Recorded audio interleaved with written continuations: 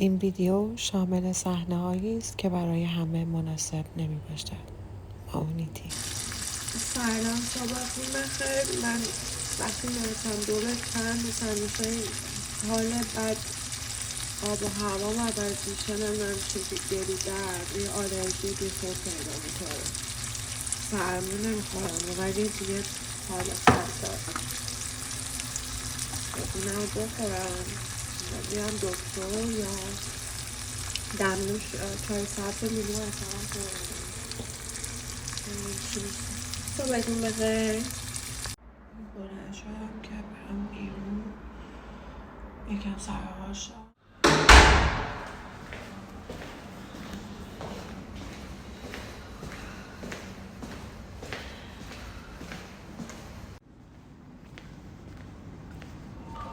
Hello. Thank you.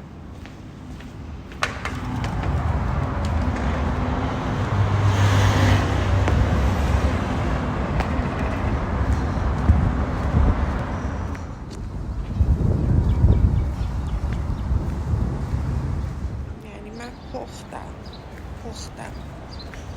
انقدر گرما توی شرجی یه خونه اگه شدی تنها بیا یه روزم باش کنار من، اگه خوشی هر جا بدون من باز به یادتم.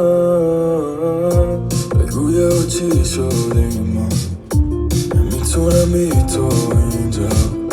شبا قبل خواب من تختم میبینم چی گذاشتی تو اینستا.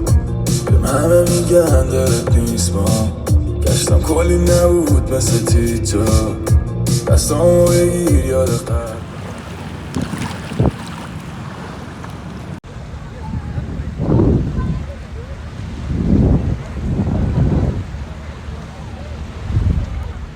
نمیتونی.